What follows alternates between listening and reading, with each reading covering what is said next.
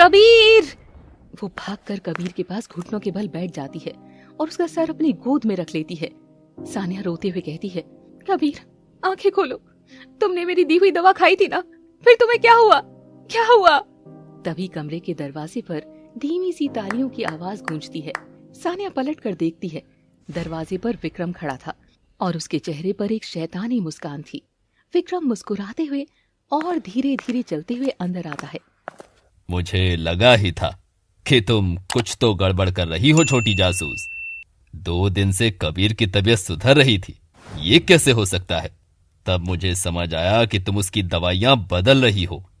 सानिया गुस्से और खौफ से विक्रम को घूरती है। इसीलिए आज मैंने उसे दवा दी ही नहीं।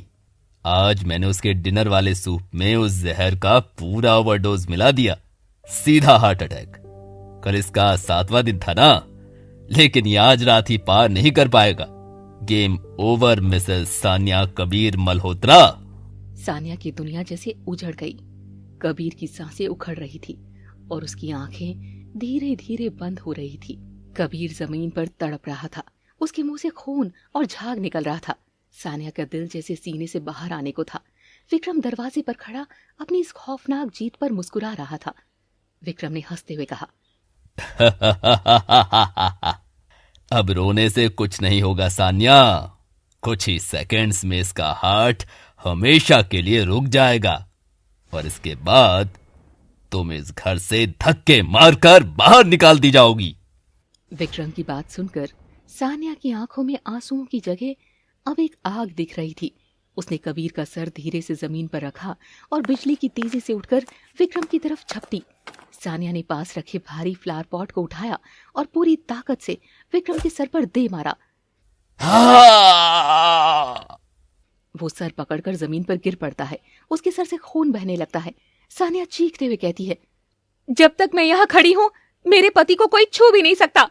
सानिया की जोरदार चीख सुनकर दादी और घर के नौकर भागते हुए ऊपर आते हैं। कबीर की हालत देखकर दादी वहीं बेहोश होने लगती है। सानिया नौकरों पर चिल्लाते हुए कहती है, खड़े क्या हो, जल्दी से कबीर को उठाओ। रामू काका, अभी इसी वक्त लंदन वाले डॉक्टर अवस्थी को कॉल लगाइए, वो आज ही मुंबई लैंड हुए हैं, कहना इमरजेंसी है। नौकर कबीर को उठाकर बेड पर लेटाते हैं। सानिया वापस कबीर के पास आती है। उसकी धड़कनें बहुत धीमी हो चुकी थी। सानिया अपने दोनों हाथों से कबीर के सीने पर जोर जोर से सीपीआर देने लगती है।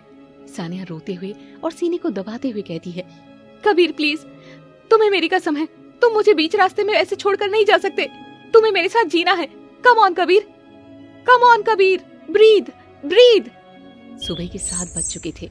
आज कबीर की शादी का 7वां दिन था। पूरे मल्होत्रा मेंशन में सन्नाटा पसरा था। हॉल में दादी व्हील चेयर पर बैठी रो रही थी। विक्रम अपने सर पर पट्टी बंधवाकर एक दुखी चाचा होने का नाटक कर रहा था। अचानक हवेली के दरवाजे पर एक गाड़ी रुकती है और डॉक्टर अवस्थी लंदन वाले सीनियर फैमिली डॉक्टर अपनी मेडिकल टीम के साथ तेजी से अंदर आते हैं। कबीर कहाँ है? सानिया उन्हें सीधा कबीर के कमरे में ले जाती है। कबीर की मशीन पर पल्स रेट गिरती जा रही थी। डॉक्टर अवस्थी कबीर की आंखें चेक करते हैं और घबरा जाते हैं। ये कोई हार्ट डिसीज नहीं है, इसके शरीर में जहर फैल चुका है, इसका नर्वस सिस्टम कोलैप्स हो रहा है। हमें अभी एंटीडोट देना होगा, लेकिन मुझे पता होना चाहिए कि इसे कौन सा केमिकल दिया गया है। सानिया तुरंत अपने दुपट्टे में से वो शीशी निकालकर डॉक्टर को देती है। ये रहा वो जहर डॉक्टर, ये इसके सूप में मिलाया गया था। डॉक्टर अवस्थी शीशी देखकर तुरंत अपनी किट से एक बड़ा सा इंजेक्शन निकालते हैं और कबीर की नसों में इंजेक्ट कर देते हैं। कमरे में एकदम सन्नाटा छा जाता है। मशीन की आवाज भी कुछ पलों के लिए रुक जाती है। सानिया की सांसें अटक जाती है। तभी beep beep beep beep, machine पर कबीर की हार्ट बीट नॉर्मल होने लगती है। कबीर जोर से एक लंबी सांस लेता है और उसकी आंखें खुल जाती है। सानिया फूट फूट कर रोते हुए कबीर के सीने से लग जाती है। थैंक गॉड कबीर, तुम ठीक हो, थैंक गॉड। कबीर अभी भी कमजोर था, लेकिन उसने अपने कांपते हाथों से सानिया को गले लगा लिया। 2 घंटे बाद कबीर अब पूरी तरह होश में था। सानिया और डॉक्टर अवस्थी ने उसे रात की पूरी सच्चाई बता दी थी। नीचे हॉल में विक्रम दादी के पास बैठकर घड़ियाली आंसू बहा रहा था। माँ जी, मुझे तो डर लग रहा है कि हमारा कबीर कहीं हमें छोड़कर ना चला जाए। तभी सीढ़ियों से एक भारी और कड़क आवाज गूंजती है।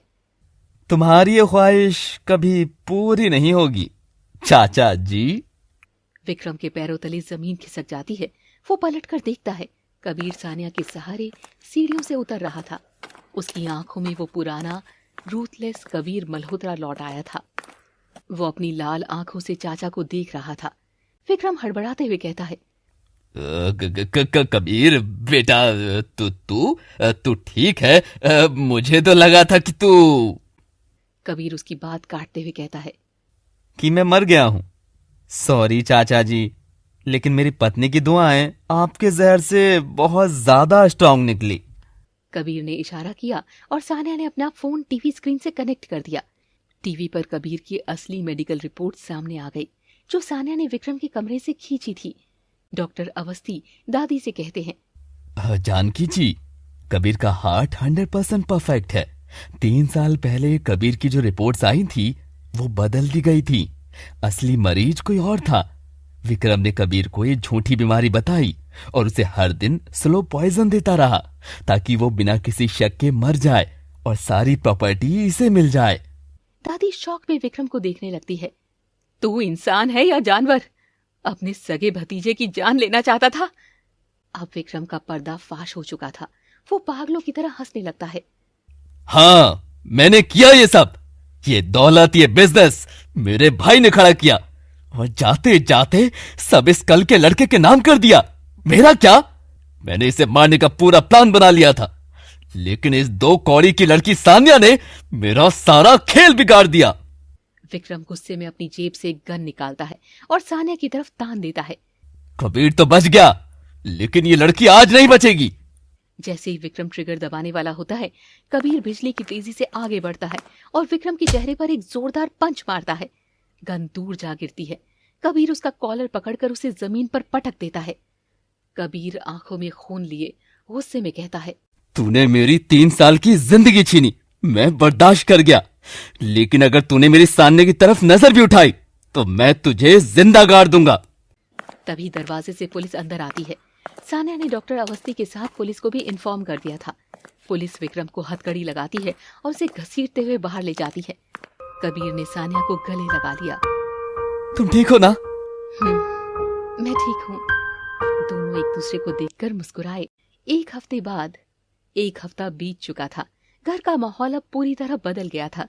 कबीर अब बिल्कुल फिट था और सानिया की माँ भी डिस्चार्ज होकर अपने घर आ चुकी थी। सानिया अपने कमरे में अपना सूटकेस पैक कर रही थी। आज उसका कॉन्ट्रैक्ट खत्म हो चुका था। उसने अपना मंगलसूत्र निकाला और उसे टेबल पर रख दिया। उसकी आंखों से आंसू गिर रहे थे, लेकिन उसने खुद को संभाला। मेरा काम यहाँ खत्म हुआ। कबीर की जान बच गई। यही मेरी सबसे बड़ी जीत है। सानिया अपना बैग लेकर नीचे आती है। कबीर हॉल में सोफे पर बैठा कॉफी पी रहा था। कबीर, मैं जा रही हूँ। हमारी 7 दिन की डील पूरी हो गई। दादी ने मेरी माँ के इलाज के सारे बिल्स पे कर दिए हैं। Thank you for everything. Kabir अपनी जगह से नहीं हिला। उसने सिर्फ अपना कॉफी मग टेबल पर रखा। तुमने कुछ छोड़ा है टेबल पे? सानिया पलट कर देखती है।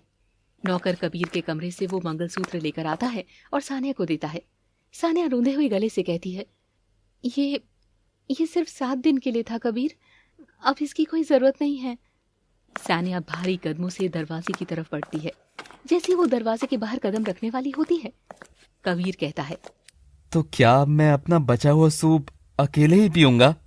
सानिया रुक जाती है। वो पीछे पलटती है। कबीर चलकर उसके बिल्कुल करीब आता है। उसकी आंखों में वो गहरा प्यार था जो उसने आज तक किसी से नहीं किया था। कबीर ने कहा, तुमने कहा था ना सानिया कि तुम मेरी जिंदगी के आवर ग्लास की रेत को फिसलने नहीं दोगी। तुमने मेरा आवर ग्लास तोड़ दिया सानिया। तुमने सिर्फ मुझे मौत से नहीं बचाया, तुमने मुझे पहली बार जीना सिखाया है। कबीर घुटनों के बल जमीन पर बैठ जाता है और अपनी जेब से एक बेहद खूबसूरत डायमंड रिंग निकालता है।